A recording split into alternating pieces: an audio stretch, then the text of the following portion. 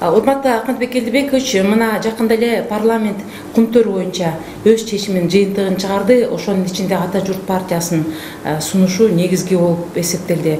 Бул боюнча сиздин кыскача оюңуз кандай? Жана ошол жерде өзүңүз кумтөр маселеси боюнча айткан ойлоруңуз жөнүндө бир маалымат берсеңиз коомчулукка. Эми бул жерде биз кумтор боюнча кыргыз элинин бүгүнкү күндө талабы ушул кумтор элге мындай пайдасы келип иштесе экен деп негизги талапты коюп атат да. Биз ошону негиз катары кабыл алышыбыз керек бардыгыбыз. Ак дебей, көк дебей, позиция дебей, оппозиция дебей, ошол эл коюп аткан талапты, ана мамлекеттин кызыкчылыгын биринчи орунга коюп, ошол кантип аткарылсак болот, кантип ошого жетсек болот деген ой пикирди алдыга коюшубуз керек. Ошол жерде мен мына биздин Ата журт фракциянын депутаттары жаңкы 67 жана башка дегенде негиз кылбастан биз өкмөткө ушул 67 болобу, 70 болобу, же 60 болобу, же 80 болобу мүмкүнчүлүк түзүп бергенге мындай аракетти кылдык да. Бул деген сөз бир тараптуу ушу келишимдерден чыгуу. Эгерде кумтор өкмөттүн сунуштарын эске албаса, элдин сунушун эске албаса деп ушундай сунушту бердик. Бирок тилекке каршы баягы 67 гана пайыз өтсүн деген сунуш кичине бул. Ал экинчи этапта боло турган нерсе болуш керек эле, бирок ал көпчүлүк депутаттар колдоп өтүп кетти. Эми негизгиси мына өкмөттүн буга чейин 50% деп алып келгени бул биринчи этаптагы жетишкендик. Эми экинчи этапта ал дагы көбүрөөк болсун, же болбосо чыккан алтындын алтын катары калсын деген депутаттар көп сунуштарды берди, элдер берди. Ошон үчүн биз депутаттардын жалпы бөлүгү колдогондугу ушул эгерде кумтор биз менен сүйлөшпөсө, башка кылбаса, биздин мамлекет айткан сунуштарды эске албаса, анда бир тараптуу чыгыш процессин мындай деп туруп өкмөткө өз ушундай бир укук берип койдук да. Бул жакшы нерсе. Урматтуу депутаттар, биз кумтор маселесин караганда өкмөткө тапшырма бергенбиз. Кумтор менен болгон буга чейинки келишимдерди карап чыгып, кыргыз мамлекетинин, кыргыз элинин кызыкчылыгына башкадан түзүп, башка шарттар менен келгиле деп. Бүгүн өкмөт меморандум алып келди. 50% деп. Биз сунуш берип атабыз. Бул алып келген меморандум кыргыз элинин, кыргыз мамлекетинин кызыкчылыгына туура келбейт, жатпайт деп атабыз. Ошон үчүн биз меморандумду биринчи премьер-министр кол койгонду четке кагышыбыз керек. Премьер-министр айтыш керек аларга. Меморандумдун шарты иштебейт. Эгер меморандумду биз жокко чыгаргандан кийин премьер-министрдин алып келгенин болбойт дегенден анан жаңы шарт менен иштесе болот. Меморандум кайсы мезгилде ратификация болот? Эгерде эл аралык келишимдер же экономикалык келишимдер биздин ички мыйзамга туура келбесе, башка шарттардар болсо, ратификация мыйзамы менен кабыл алынат. Себеп дегенде ага караганда, ички законга караганда бул жерде жазылгандар башка мыйзамдын, башка шарттын негизинде болуп атат. Экинчиден, мына 1 жыл, 3 жылдан бери ушуну талкуулап атабыз. Ким гарантия берет канча алтын казылып атат? Быйылкы жылдын эсебинен эле 7-8 тонна алтын эски шарт менен кетип атат. Андан тышкары канча адамдар бүгүн түрмөгө камалып атат. Ошол кумтордун 2 балага взятка бергенин биз көрдүк. Ошону эмне үчүн взяткодатель деп туруп привлекать этпей, 2 баланы алып барып камайбыз. Акча берем десе, ал 2 бала сүйлөшпөйт да. Ошон үчүн мен дагы жолу Мыктыбек Юсуповдун айтып, биз Ата журт фракциясы биринчи пунктта жазып атабыз. Меморандум о взаимном понимании по проекту Кумтор, подписанный правительством Кыргызской Республики и компания Синтера Голд Инк от 9 сентября 2013 года признать не отвечающим интересам кыргызского народа деп жазып атабыз. Ошону добушка коюп чечип алайлы. Өтө көп маселе көтөрүлдү. Биз азды эле айтып атабыз. Бирок тилекке каршы ошол список бүгүнкү күнгө чейин ачылбай атат. Ал эмне себептен айтылбай атат? Анын себебин мен билбейт экенмин. Мүмкүн аны бербей аткандыр, башка болуп атандыр. Ошол кумтор тарап. Бирок учуру келгенде бул ачык айкын сөзсүз түрдө айтылыш керек. Айтып атпайбы, мындай добросовестный акционерлер дагы бар деп.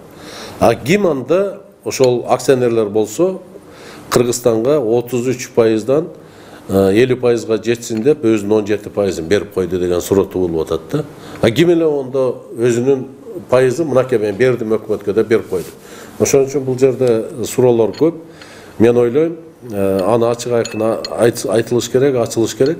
Себеп дегенде биз азыр мурунку кетирген кемчилдиктердин баардыгын эске алуу менен кайра ушул кемчилдиктерди кайталоо үчүн биринчиден, экинчиден ушул кумтор маселесин акыр аягына чейин чекитти коюп, экология маселесин, кыргыз элине пайда келе турган маселесин баардыгын чекитти коюп чечишибиз керек да.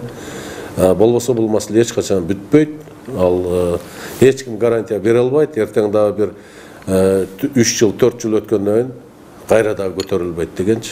Кыргыз Кыргыз Республикасынын өкмөтү бир тараптуу кумтор боюнча баардык келишимдерден чыгууну инициировать этсин.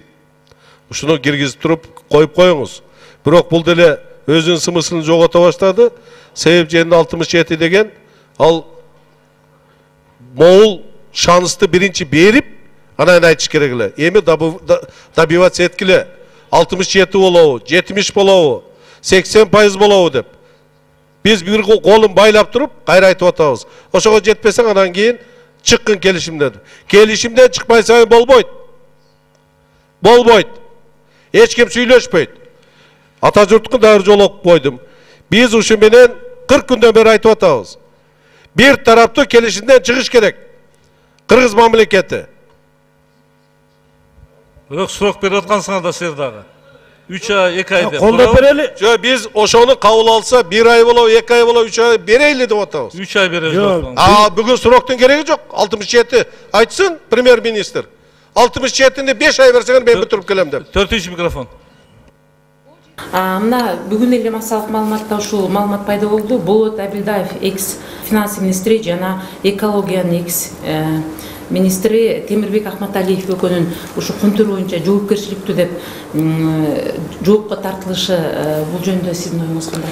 Эми мындай, ал боюнча Курбан Мегергешев дагы күнөөлөп атышат. Бул жерде өкмөт деген бул коллегиалдуу орган. Ал жерде каалайсың, каалабайсыңбы, өкмөт коллегиалдуу түрдө чечим кабыл алынгандан кийин ал ошол өкмөттүн заседаниясында болот, жыйналышында. Ага чейин тийиштүү министрликтер даярдайт, эксперттер даярдайт, бирок ошол кол көтөрүп чечим кабыл алгандан кийин кайрылган мүчөлөрү ошол токтом чыгыш үчүн кол коюш керек. Бүгүн деле мисалы 50% деп бардыгы кол койбоду. Туурабы? Өкмөт мүчөлөрү. Анан кээ бир министрликтер бар, тиешеси жок министрликтер бар.